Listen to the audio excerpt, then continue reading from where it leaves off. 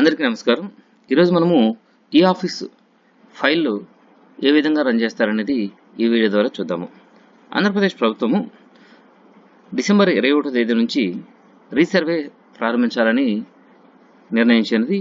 ఈ నిర్ణయంలో మనకి వెబ్లాండ్లో ప్యూరిఫికేషన్ ఆఫ్ ల్యాండ్ రికార్డ్స్ నందు మనము ప్రొఫార్మా 1, ప్రొఫార్మా 2 ఇవన్నీ కూడా స్టెప్ బై స్టెప్ అన్నీ కూడా కంప్లీట్ చేసుకుంటూ వెళ్ళాలి.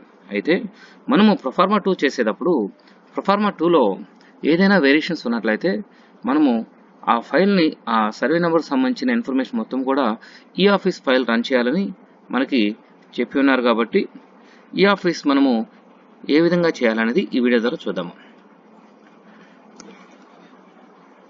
ఈ వీడియో చూసే ముందు మీరు కనుక మా ఛానల్ని మొదటిసారి చూస్తున్నట్లయితే మా ఛానల్ని సబ్స్క్రైబ్ చేయండి, లైక్ చేయండి, షేర్ చేయండి, కామెంట్ చేయండి.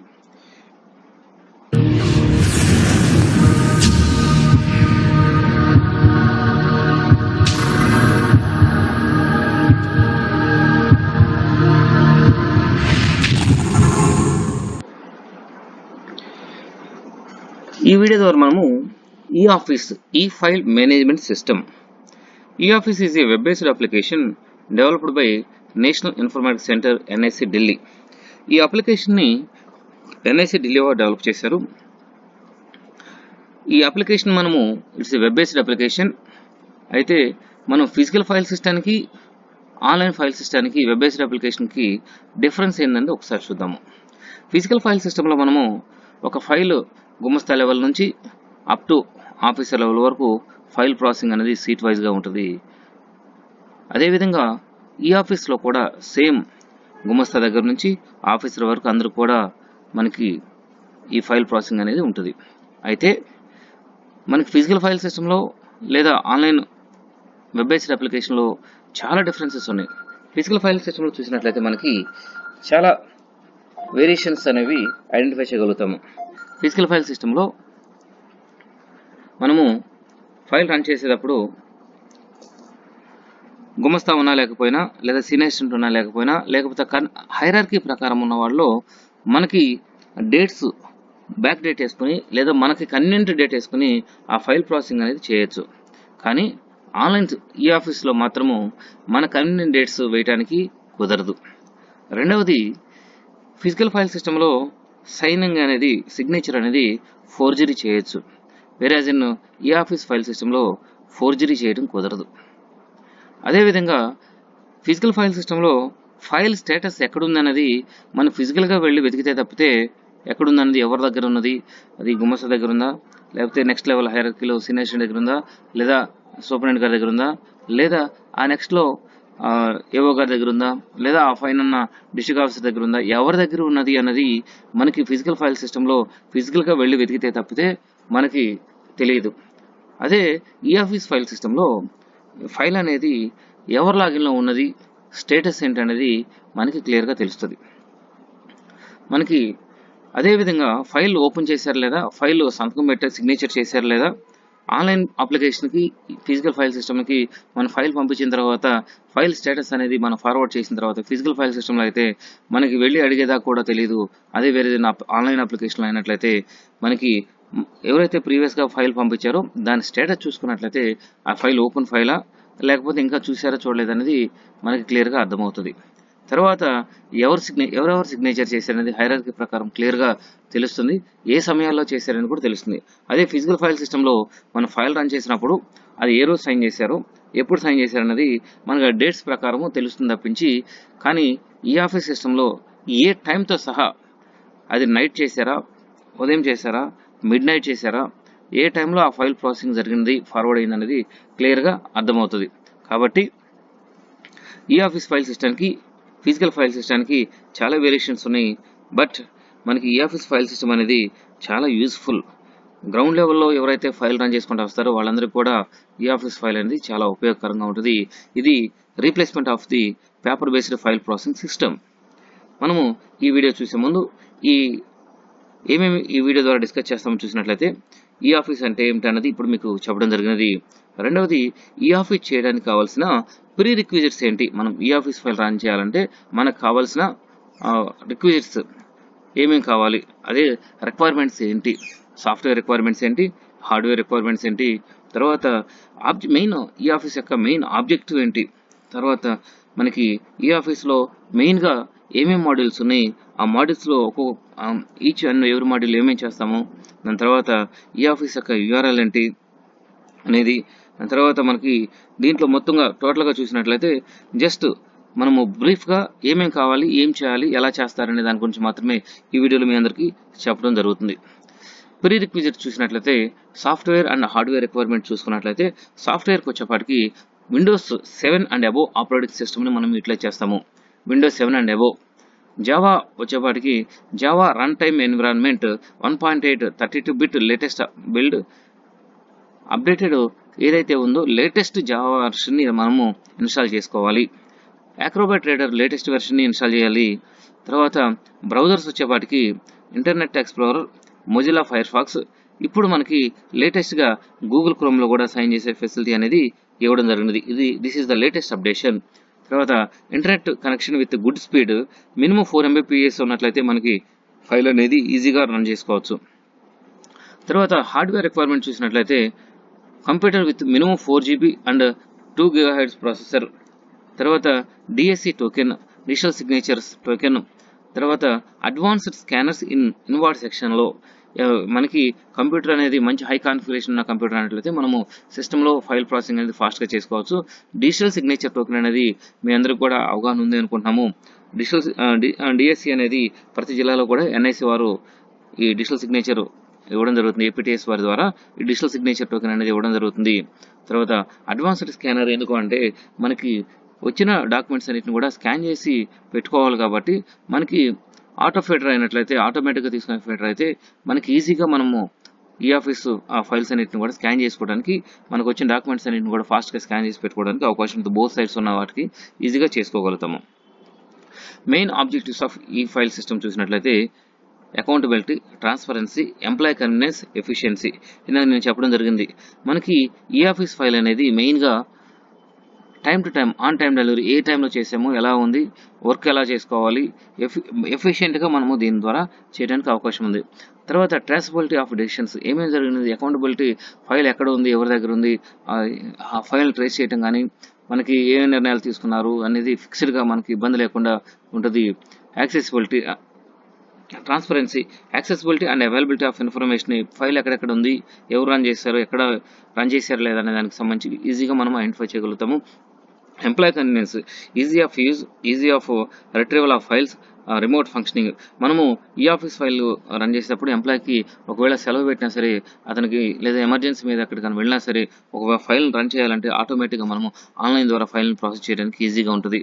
ఒకవేళ వాళ్ళ దగ్గర ల్యాప్టాప్ కానీ ఉన్నట్లయితే, లేదా వాళ్ళ ఇంటి దగ్గర ఉన్న సిస్టంలో డెస్క్టాప్ ఉన్నా సరే మనము ఈజీగా ఫైల్ని యాక్సెస్ చేసుకుని డిజిటల్ సైన్ చేసి పంపించడము, లేదా ఫైల్స్ని ఇమీడియట్గా ఫైల్ ఫోటో చేయడము, ఇవన్నీ కూడా ఈ ఆఫీస్ యొక్క మెయిన్ ఉపయోగాలు. అందుకు ఎంప్లాయ్ కన్వీనియంట్ బేస్డ్ అప్లికేషన్ ఇది. మనము ఈ ఆఫీస్ ఫైల్ సిస్టంలో మెయిన్గా చూసినట్లయితే 3 మాడ్యూల్గా చెప్పుకోవచ్చు. అయితే దీనిలో చాలా మాడ్యూల్స్ ఉన్నాయి. ఇదంతా కూడా ఈ ఆఫీస్ అనేది మెనూ బేస్డ్ అప్లికేషన్. మనకి మొత్తము రిసిప్ట్స్, ఫైల్స్, రిపోర్ట్స్ అని చెప్పేసి మెయిన్గా మనము ఈ మూడింటిని చెప్తాము. అయితే ఇంకా చాలా ఉన్నాయి మెనూస్ ఈ మాడ్యూల్స్ చూసుకున్నట్లయితే. వీటిలో మిగతా మాడ్యూల్స్ అన్ని కూడా మనకి సింగిల్ టైమ్ యూసేజ్ మాడ్యూల్స్ కొన్ని ఉన్నాయి. సో మనము రిసిప్ట్స్ అంటే ఏంటి, ఫైల్స్ అంటే ఏంటి, రిపోర్ట్స్ అంటే ఏంటి ఒకసారి చూద్దాము. ఇక్కడ మనం రిసిప్ట్స్ చూసుకున్నట్లయితే currents or receipts process flow between hierarchy చూసినట్లయితే మనకి రిసిప్ట్స్ అనేవి ఏదైనా అర్జీలు కానివ్వండి, ఇక్కడ తపాల్ సెక్షన్కి వచ్చిన మనకి స్క్రీన్ మీద చూసినట్లయితే కరెంట్స్ ఆర్ రిసిప్ట్స్ అంటారు. మనకు తపాల్ సెక్షన్కి వచ్చిన ఏ పేపర్ ఎవరైనా కానీ మనకి ఒక డాక్యుమెంట్స్ అర్జీలు కానీ, ఇంకా ఏదైనా గవర్నమెంట్ నుంచి వచ్చిన ఇన్స్ట్రక్షన్స్ కానీ, ఇంకా ఏదైనా కానీ ఇతర డిపార్ట్మెంట్ నుంచి వచ్చిన అప్లికేషన్స్ కానీ ఏదైనా సరే వాటన్నిటిని కూడా మనము రిసిప్ట్స్ అంటాము, కరెంట్స్ ఆర్ రిసిప్ట్స్ అంటాము. ఇక్కడ మనకి ఈ రిసిప్ట్స్ అనేవి వన్ వే డైరెక్షన్గా ఫాలో అవుతూ ఉంటుంది. రిసిప్ట్స్ అనేవి వన్ వే డైరెక్షన్ ఫాలో అవుతుంది.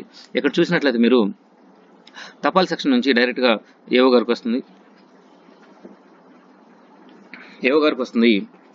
ఏఓ గారు ఆ ఫైల్స్ మీద, రిసిప్ట్స్ మీద ఇనిషియల్ వేసి ఏ సెక్షన్ సంబంధించింది అన్నది కన్సర్న్ సెక్షన్కి రాస్తారు. కన్సర్న్ సెక్షన్ సూపరింటెండెంట్ ఆ సెక్షన్లో ఉన్న కన్సర్న్ గుమస్తాకి రాస్తారు. ఎవరు ఆ ఫైల్ ప్రాసెస్ చేసేదని చూసుకొని ఆ ఫైల్ ప్రాసెస్ చేసి గుమస్తాకి రాయడం జరుగుతుంది. లేదు కలెక్టర్ గారికి కానీ వచ్చినట్లయితే కలెక్టర్ గారు వాటి మీద మార్క్స్ ఇనిషియల్ వేసి అవి జేసీ గారికి పంపిస్తారు. జేసీ గారి దగ్గర నుంచి డిఆర్ఓ గారికి వస్తాయి. డిఆర్ఓ గారి దగ్గర నుంచి ఏఓ గారి దగ్గరికి వస్తాయి. సేమ్ ఏఓ గారి దగ్గర నుంచి కన్సర్న్ సూపరింటెండెంట్ గారు, జూనియర్ అసిస్టెంట్, తర్వాత మనకి దీని మీద ఏం యాక్షన్ తీసుకుంటారని తర్వాత చూద్దాం. అంటే ఫైల్ రిసిప్ట్స్ వచ్చేపాటికి ఏదైనా అర్జీలు కానీ ఏదైనా ఇన్స్ట్రక్షన్స్ కానీ మనకి వేరే డిపార్ట్మెంట్ నుంచి కానీ గవర్నమెంట్ నుంచి కానీ లేదా సిటిజన్స్ దగ్గర నుంచి కానీ వచ్చిన కరస్పాండెన్స్ మొత్తం కూడా వాటన్నిటిని కూడా ఆ రిసిప్ట్స్ అన్నింటిని కూడా వన్ వే డైరెక్షన్లో మనం లాస్ట్గా కన్సర్న్ గుమస్తాకి పంపించడం జరుగుతుంది. ఎప్పుడైతే మనకి హైరార్కీ ప్రకారము ఇది కలెక్టరేట్కి సంబంధించిన హైరార్కీ మీకు చెప్పడం జరుగుతుంది. ఈ కన్సర్న్ హైరార్కీ ప్రకారం మనం రిసిప్ట్స్ని పంపించినప్పుడు అగైన్ ఆ రిసిప్ట్స్ పైన ఆ కన్సర్న్ గుమస్తా యాక్షన్ చేయాలి. ఏదో ఒక టాస్క్ అనేది పర్ఫామ్ చేయాలి. ఆ టాస్క్ పర్ఫామ్ చేసేటప్పుడు ఇక్కడ మనం చూసినట్లయితే మనకి ఫైల్ ప్రాసెసింగ్ అనేది పెడతారు. మనం ఫైల్ ప్రాసెసింగ్ పెట్టినప్పుడు ఇది ఫైల్స్ అనేది మల్టీ డైరెక్షన్ అంటే బై డైరెక్షనల్ వేలో ఈ ఫైల్స్ అనేది ప్రాసెస్ జరుగుతుంది. ఇక్కడ మనం చూసినట్లయితే మనకి గుమస్తా దగ్గర నుంచి ఫైల్ ప్రాసెసింగ్ అనేది జరుగుతుంది.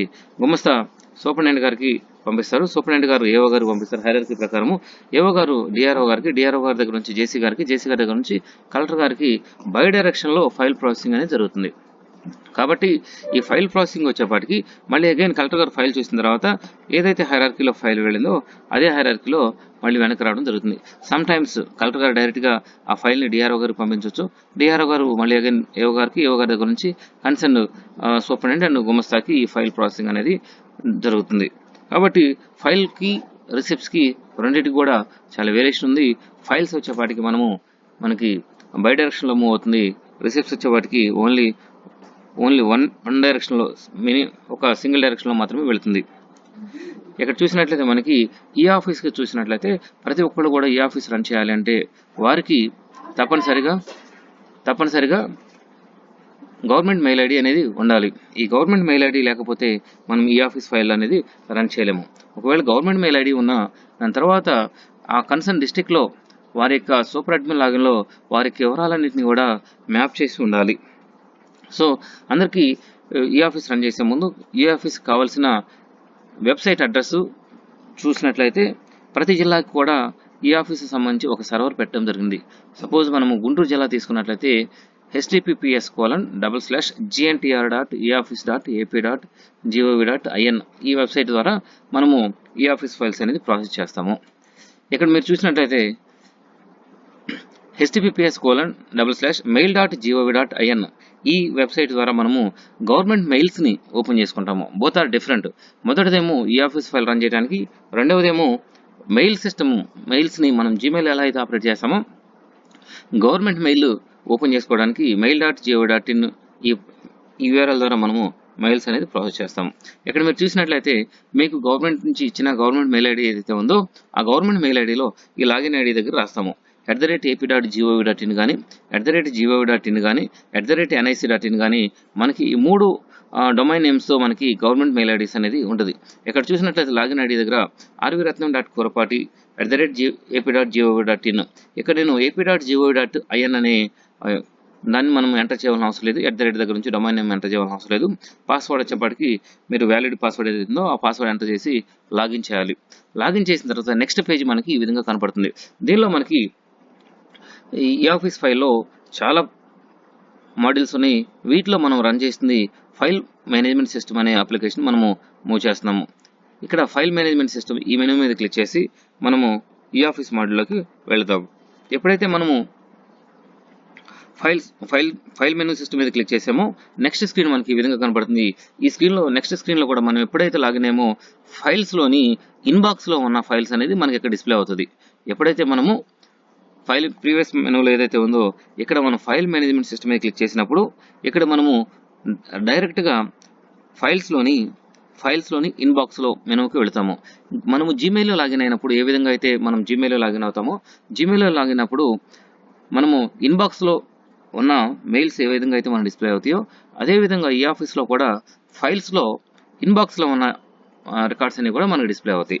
ఇక్కడ మీరు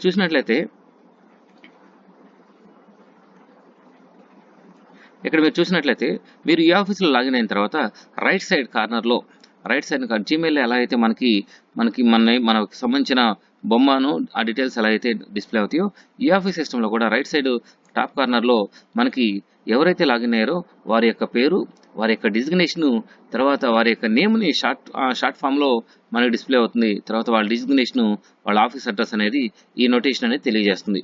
దీనికి సంబంధించి మనకి క్లియర్గా ఫైల్ హెడ్స్ ఏదైతే ఉందో, తర్వాత BPST basic, primary, secondary, tertiary heads అని చెప్పేసి మనకి బీపీఎస్టీ మనకు ఫైల్స్ రన్ చేయడానికి కావాల్సిన డాక్యుమెంట్ సంబంధించిన ఇన్ఫర్మేషన్ మొత్తం కూడా మనకి ఆన్లైన్లో పొందుపరచడం జరిగింది.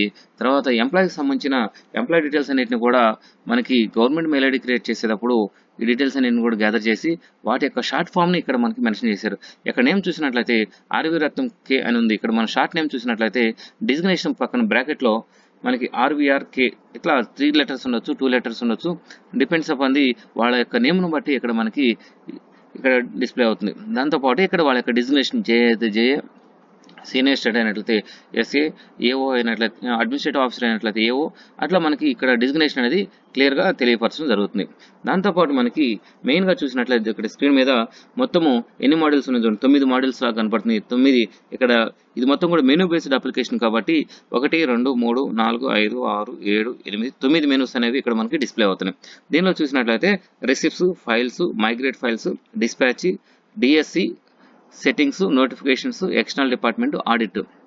ఇక్కడ మీరు చూసినట్లయితే ఈ 9లో మనకి 2 మెనూస్ అనేవి సింగిల్ టైం యూసేజ్. మనము జస్ట్ మనం లాగిన్ అయ్యేటప్పుడు ఎప్పుడైతే మనము ఉపయోగిస్తామో ఆ సిచ్యువేషన్లో మాత్రమే మనము డిజిటల్ సిగ్నేచర్ అనేది రిజిస్ట్రేషన్ చేసుకోవడానికి ఈ మెనూను ఉపయోగిస్తాము. ఎవరైతే కొత్తగా డిజిటల్ సిగ్నేచర్ తీసుకున్నారో లేదా ఎవరైతే ఈ ఆఫీస్ సిస్టంలోకి మొదటగా వస్తున్నారో వాళ్ళు మొదటగా వాళ్ళ యొక్క డిజిటల్ సిగ్నేచర్ని రిజిస్ట్రేషన్ చేసుకోవాలి. రెండవది సెట్టింగ్స్. ఈ సెట్టింగ్స్లో మనకి టోటల్ నెంబర్ ఆఫ్ పేజెస్ ఏమేమి కావాలి అనేది ఈ సెట్టింగ్స్ మెనూ నుండి ఎక్కడ చూసుకుంటాం. ఈ 2 కూడా సింగిల్ టైం జాబ్. తర్వాత మనకి ఇందాక మీకు స్టార్టింగ్లో చెప్పినట్లు ఈ ఆఫీస్ సిస్టంలో మెయిన్గా 3 మాడ్యూల్స్ అని చెప్పాను. Receipts, files. మూడవది మనకి ఎంఐఎస్ రిపోర్ట్స్.